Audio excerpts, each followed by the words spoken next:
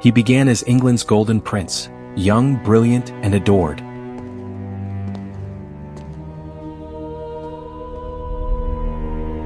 But his desperate need for a son drove him to defy the Pope and break England from Rome.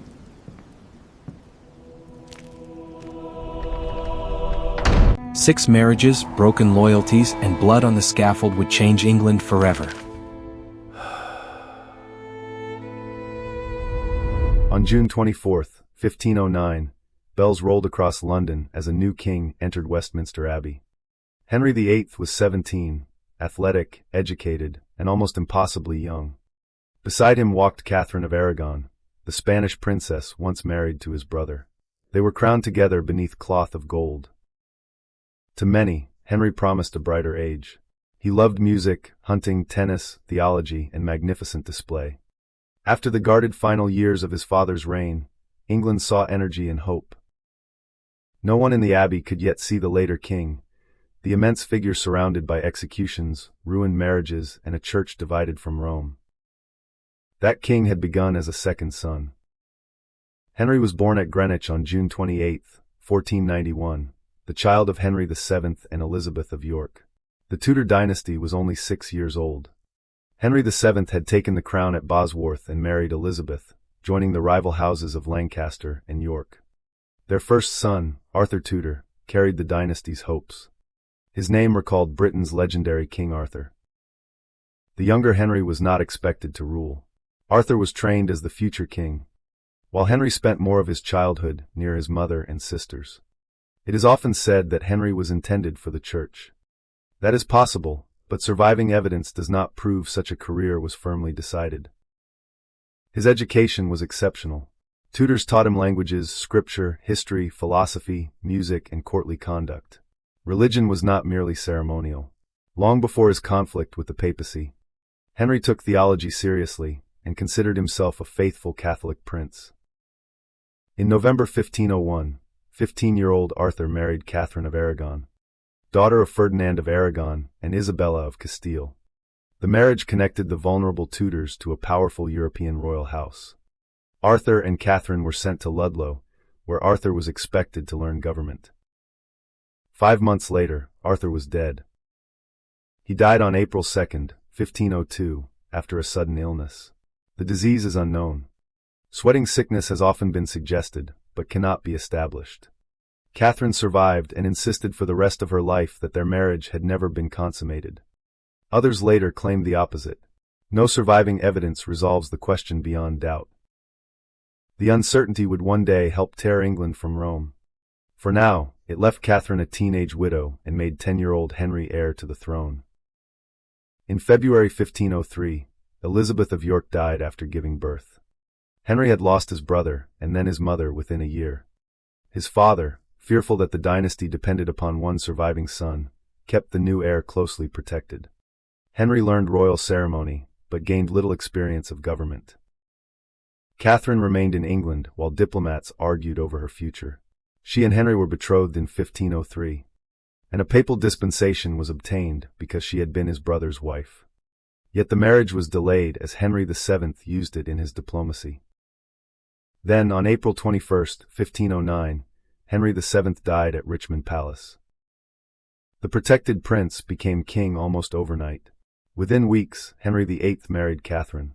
Their coronation presented them as young, devout, and united, a new beginning after years of uncertainty. But beneath the gold, music, and summer celebrations lay the fear that haunted every Tudor ruler. A dynasty born in war could survive only through an heir. Part 2: The Golden Prince. In the first years of his reign, Henry VIII seemed determined to fill England with light. His court glittered with music, dancing, tournaments, disguises, and costly ceremony. Tall, athletic, and highly educated, Henry played instruments, debated theology, hunted, and competed before cheering crowds. He presented himself as a Renaissance prince and a warrior king, not the cautious ruler his father had been. Catherine of Aragon shared the center of this brilliant court.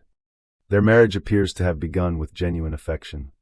Henry trusted her judgment, while Catherine brought education, diplomatic experience, and royal confidence. Yet behind every celebration stood the question of succession. Catherine's first pregnancy ended in loss. Then, on New Year's Day 1511, she gave birth to a living son at Richmond Palace. The child was named Henry.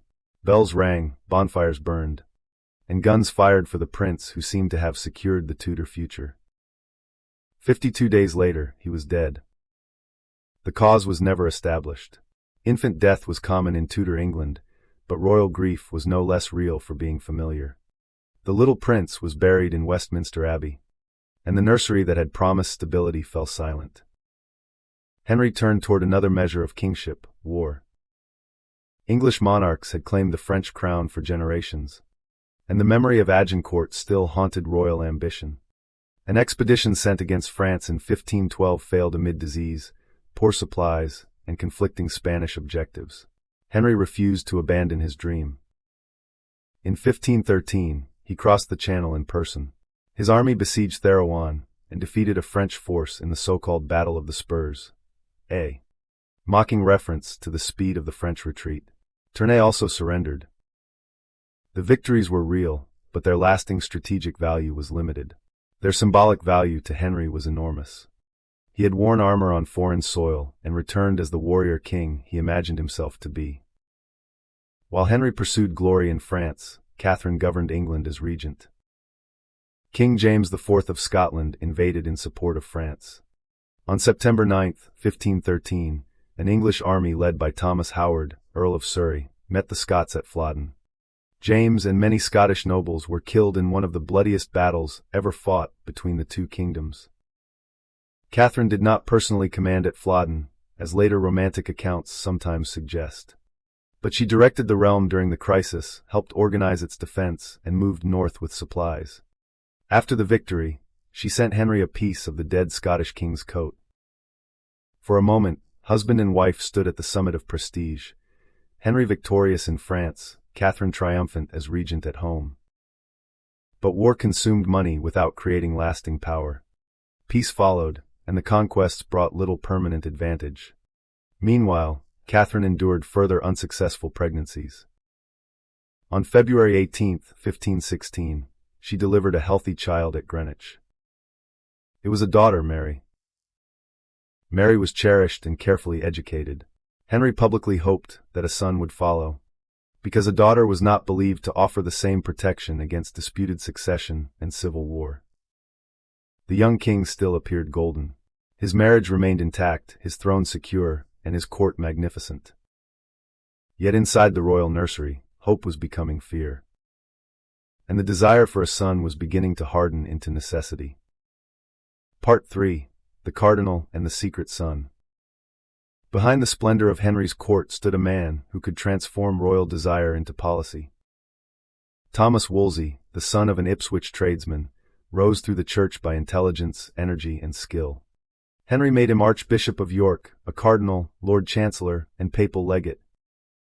Some foreign ambassadors called Wolsey the other king. He directed diplomacy, finance, justice, and government. Yet Henry was never his puppet. Wolsey remained powerful because he understood what his master wanted. In 1518, the cardinal helped negotiate the Treaty of London, an ambitious peace agreement across Europe. 2 years later, diplomacy became spectacle. Near Calais, Henry met Francis I of France at the Field of Cloth of Gold. Golden tents, wine fountains, and tournaments entertained two rival courts. The summit created little lasting change. Its message was symbolic. Henry wanted to stand beside Francis as an equal. Around the same time, he met Charles V, Holy Roman Emperor and Catherine's nephew. England's influence depended on balancing one powerful monarch against the other. But beneath the golden cloth, the Tudor succession remained dangerously fragile. After another unsuccessful pregnancy in 1518, no further pregnancies of Catherine are securely recorded. Mary remained Henry's only legitimate child. Then, in June 1519, another woman gave birth to a son. She was Elizabeth Blount, one of Catherine's attendants and Henry's mistress. The exact date is uncertain, but Henry acknowledged the child and named him Henry Fitzroy, son of the king. The birth showed that Henry could father a healthy boy, although we cannot know precisely how he understood it. Catherine had carried several children, and the medical causes of their deaths remain unknown. Tudor society often explained such suffering through sin, divine judgment, or supposed female weakness. In 1521, Henry answered Martin Luther with a theological work defending the seven sacraments and papal authority. Henry participated in the project, although the extent of his authorship remains debated and learned advisors probably assisted him. Pope Leo X rewarded Henry with the title Defender of the Faith. The irony would become immense. The king praised for defending papal authority would later remove that authority from his kingdom. For now, Henry remained a loyal Catholic prince. He allied with Charles V against France and dreamed again of conquest. When Charles captured Francis I at Pavia in 1525, Henry hoped the victory might open a path toward the French crown. Charles had little interest in granting him one. To finance Henry's ambitions, Wolsey attempted to collect a levy called the Amicable Grant. Resistance spread, and the government was forced to retreat. Even the cardinal's power had limits.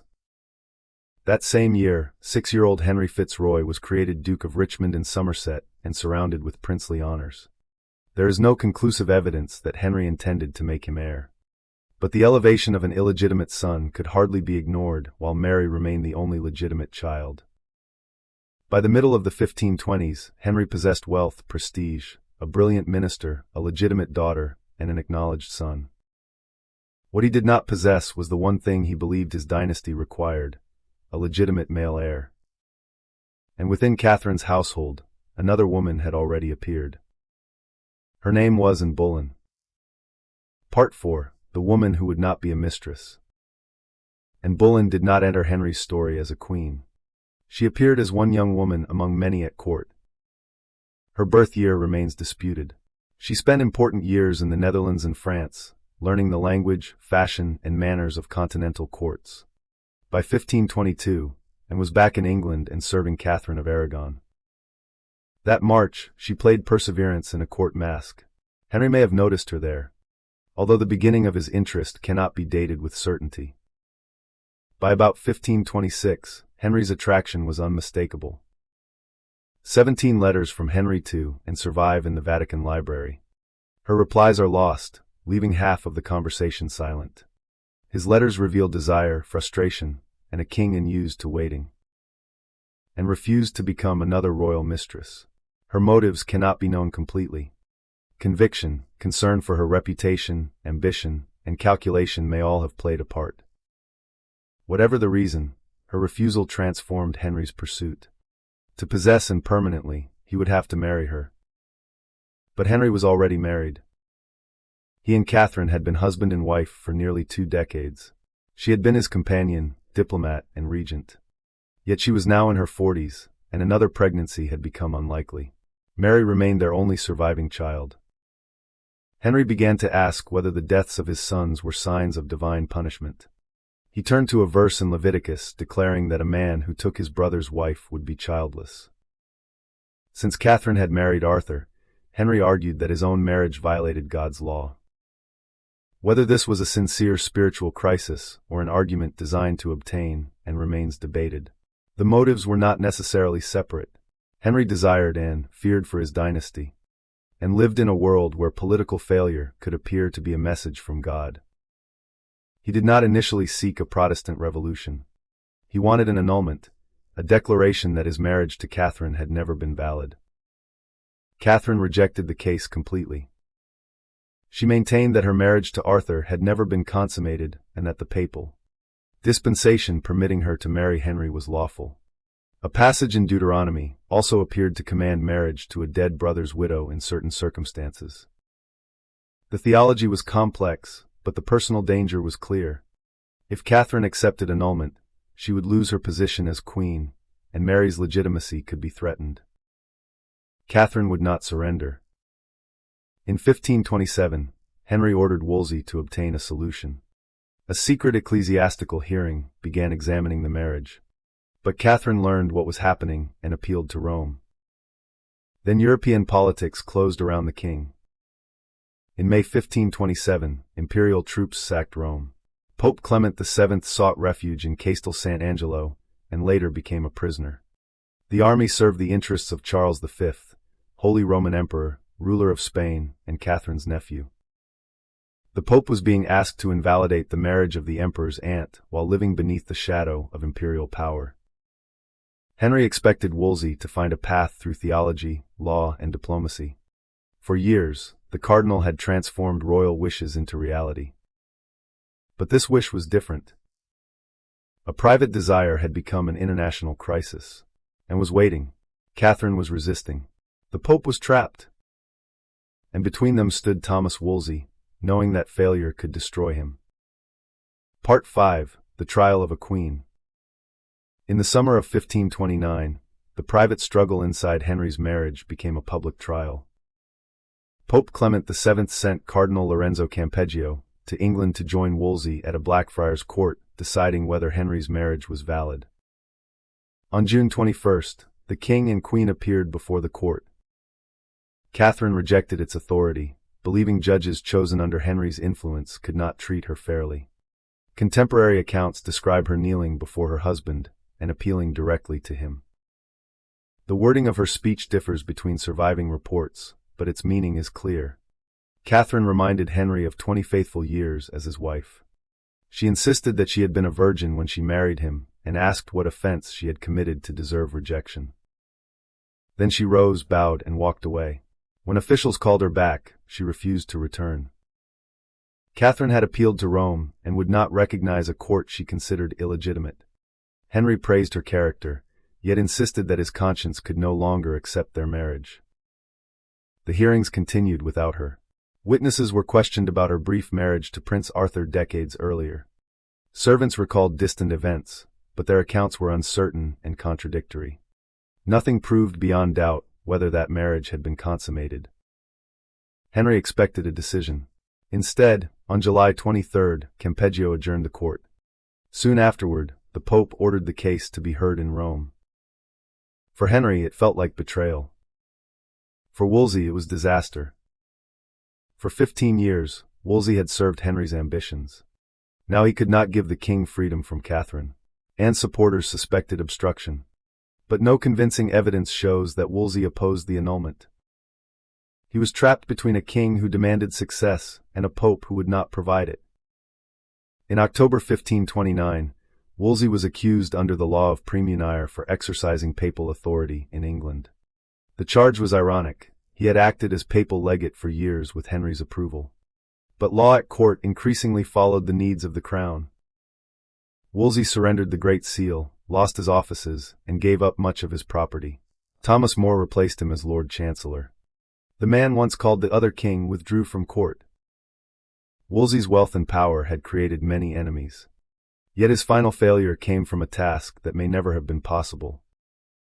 He was allowed to travel north as Archbishop of York. In 1530, new accusations of treason were prepared.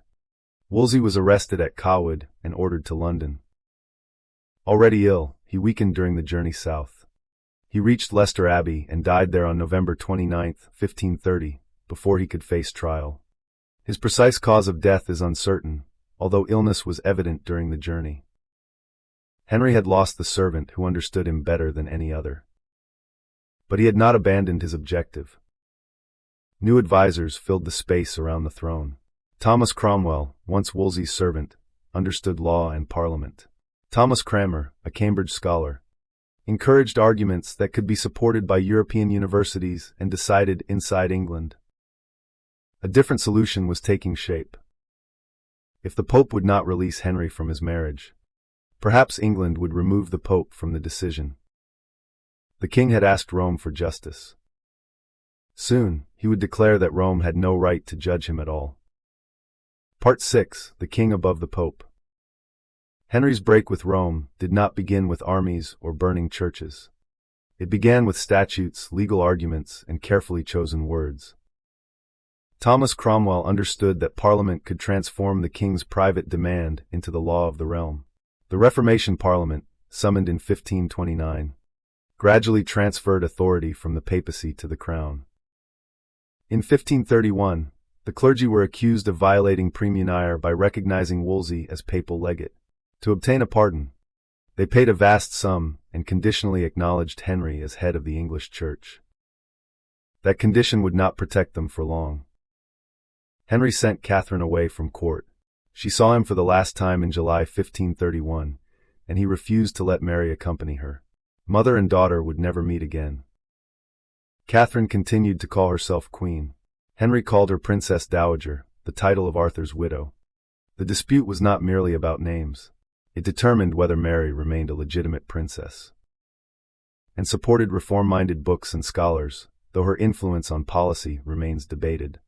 Cromwell, Cranmer, Parliament, and Henry himself built the break with Rome. In 1532, the submission of the clergy restricted the Church's ability to make laws without royal approval. Thomas More, unable to support the direction of events, resigned as Lord Chancellor.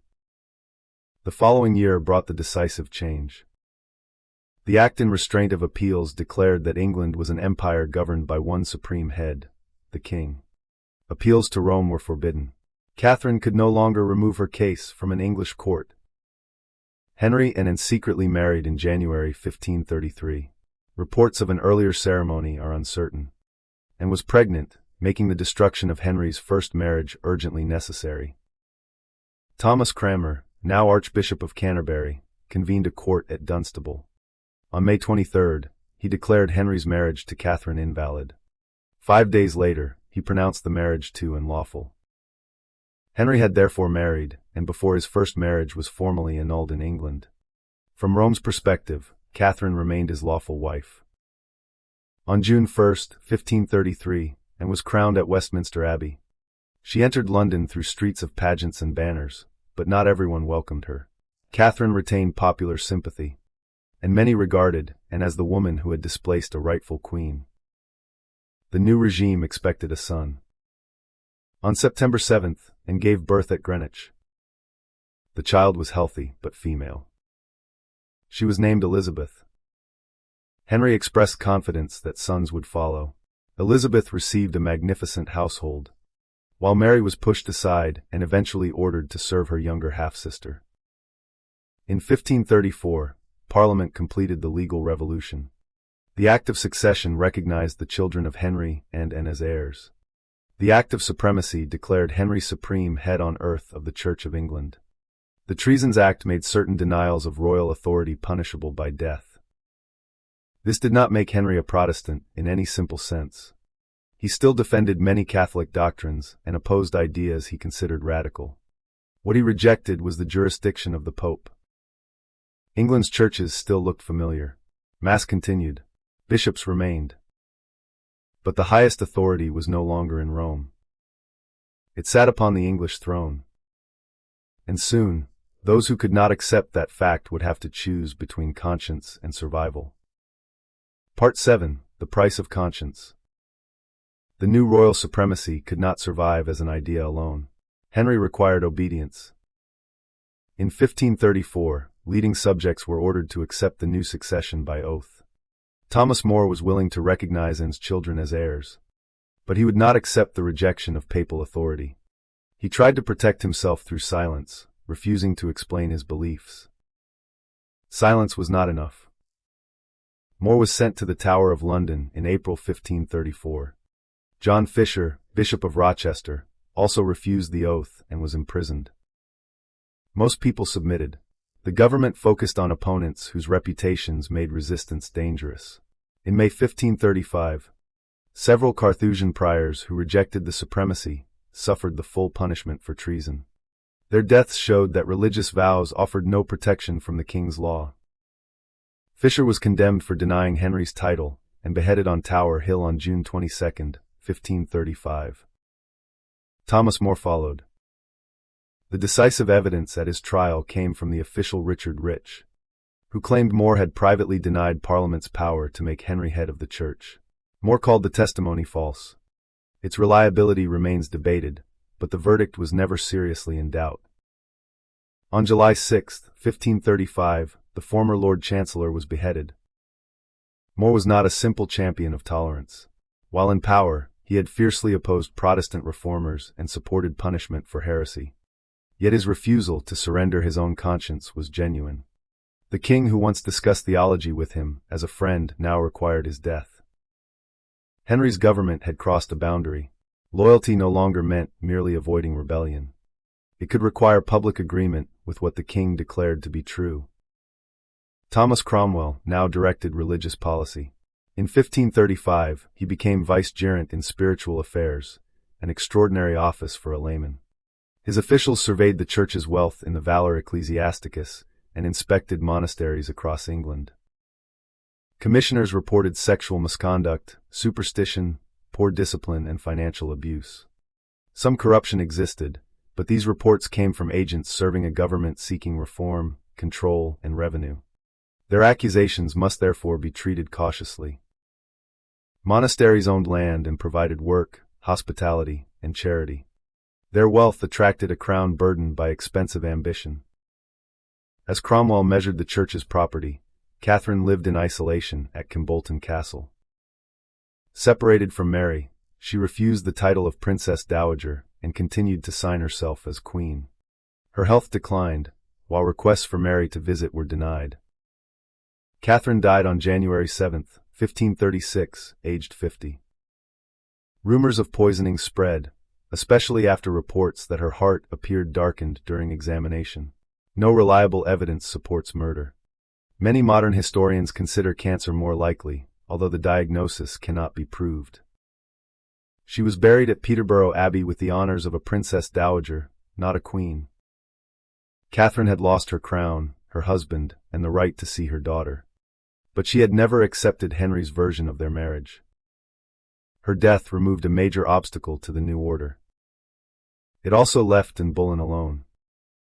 For years, Anne's future had depended upon replacing Catherine and giving Henry a son. Now Catherine was dead, but the promised son had still not appeared. The revolution had made Anne a queen. It had not made her safe. Part 8, The Queen in the Tower. Only weeks after Catherine's death, Anne Boleyn suffered the loss that endangered her own future. In January 1536, she miscarried. Contemporary reports describe the child as male, but the surviving evidence is limited. At court, the important fact was that Anne had again failed to give Henry a son. Henry's attention was turning toward Jane Seymour, one of Anne's attendants. By spring, Anne's position was collapsing. Her marriage had created enemies, and her relationship with Thomas Cromwell had become strained. Historians debate whether Henry ordered Cromwell to remove her, or whether the minister first built the case and gained royal approval. In April, Cromwell began investigating adultery and treason. The musician Mark Smeaton was arrested and confessed to relations with the Queen. Whether he was tortured is uncertain, but the interrogation took place under pressure. Henry Norris, Francis Weston, William Brereton, and Anne's brother George Boleyn were also accused, and was charged with adultery, incest, and imagining the king's death. Some alleged encounters were dated to times when she appears to have been elsewhere or recovering from childbirth. No physical evidence proved the accusations, and most modern historians regard the case as fabricated or profoundly unreliable. On May 2, 1536, Anne was arrested and taken by river to the Tower of London. She entered the same royal apartments where she had prepared for her coronation 3 years earlier. The accused men were tried first and found guilty. On May 15th, Anne and George faced separate trials before panels filled with men dependent upon the king. Anne defended herself calmly, but acquittal was nearly impossible. George Boleyn and 4 others were executed on May 17th. That same day, Anne's marriage to Henry was annulled on grounds that were not clearly preserved. 2 days later, Anne walked onto a scaffold inside the tower. Her final speech followed the cautious form expected of a condemned prisoner. She did not confess to adultery or attack Henry. Her restraint may have been intended to protect Elizabeth and her surviving relatives. A French swordsman had been brought to England. His presence before the trials were complete suggests that Anne's death was already expected. On May 19, 1536, Anne Boleyn was beheaded with a single stroke. She was buried without a royal funeral in the chapel of St. Peter ad Vincula. The woman for whom Henry had broken with Rome had been queen for only 3 years. 11 days later, Henry married Jane Seymour. Jane presented an image of quiet obedience, although whether this reflected her personality or careful courtly presentation is uncertain. Henry's expectation remained the same. He wanted a son. On October 12, 1537, at Hampton Court Palace, Jane gave birth to Prince Edward. After decades of anxiety, the Tudor dynasty finally possessed a legitimate male heir. Jane did not enjoy the triumph for long. She fell seriously ill and died on October 24, 12 days after Edward's birth. Many historians suspect childbed fever, but the exact cause is unknown. Henry's grief appears genuine. Jane received a queen's funeral and was buried in St. George's Chapel at Windsor. Henry would later choose to rest beside her. The king had obtained the son for whom he had transformed his kingdom. But victory had come through imprisonment, execution, and death. And the long-awaited heir was only a fragile infant. Part 9: Rebellion and Broken Marriages. Beyond the royal nursery, Henry's religious revolution was tearing through the landscape. The closure of smaller monasteries in 1536 helped ignite rebellion in northern England.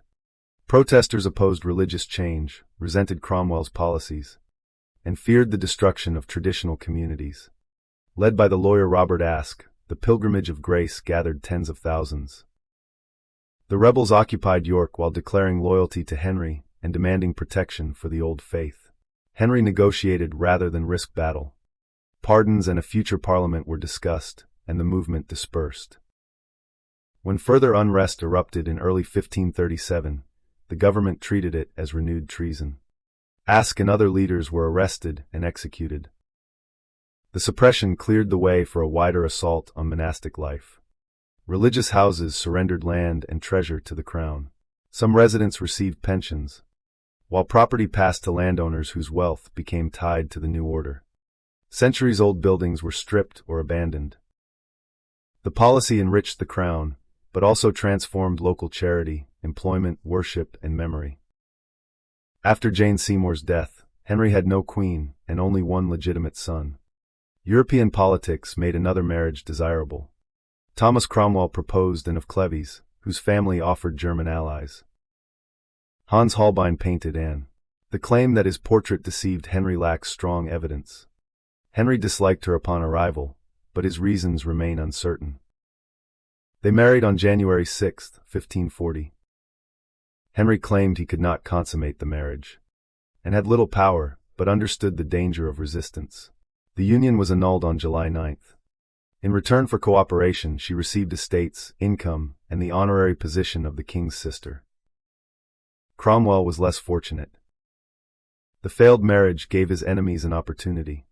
Henry had begun to distrust the minister who made him head of the church and enriched him with monastic lands. Cromwell was arrested in June 1540 and condemned by attainder without a conventional trial. On July 28, he was beheaded on Tower Hill.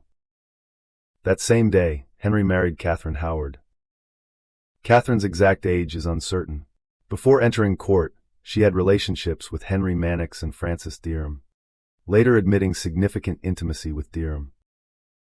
As queen, she held secret meetings with Thomas Culpeper, a gentleman of Henry's privy chamber. Whether their relationship became fully sexual cannot be proved. The meetings, arranged with help from Jane Boleyn, were dangerous enough.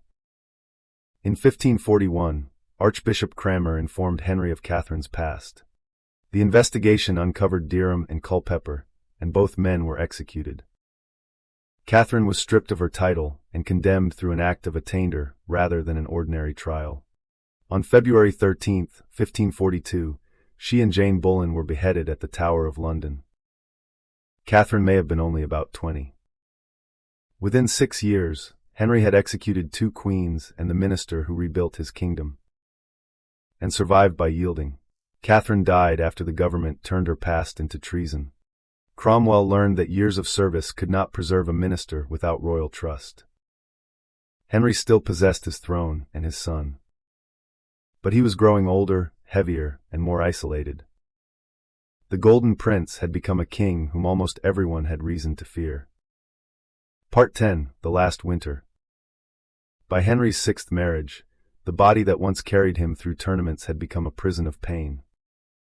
Chronic leg ulcers, increasing weight, and limited movement marked his final years. The causes cannot be diagnosed with certainty from surviving records, but the athletic prince of 1509 had disappeared. On July 12, 1543, Henry married Catherine Parr at Hampton Court Palace. Twice widowed, educated, and politically experienced, Catherine also held reformist religious beliefs.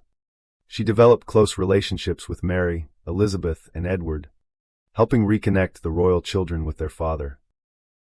When Henry crossed to France in 1544, Catherine served as regent, managing councils, correspondence, supplies, and defense. Her authority recalled Catherine of Aragon's regency 3 decades earlier. Henry captured Boulogne, but the prize was costly and strategically limited. Loans, monastic wealth, and debased currency paid for war. The king still displayed magnificence, but the kingdom paid for it. In 1546, conservative counselors prepared heresy charges against Catherine, and perhaps an arrest warrant. Later accounts say she calmed Henry by presenting their religious debates as a distraction from pain. Details remain uncertain, but the danger was real. Catherine survived. In 1544, Parliament restored Mary and Elizabeth to the succession after Edward, although both remained legally illegitimate. Henry's will confirm that order. The dynasty now depended upon 3 children from 3 mothers, each shaped by a broken marriage.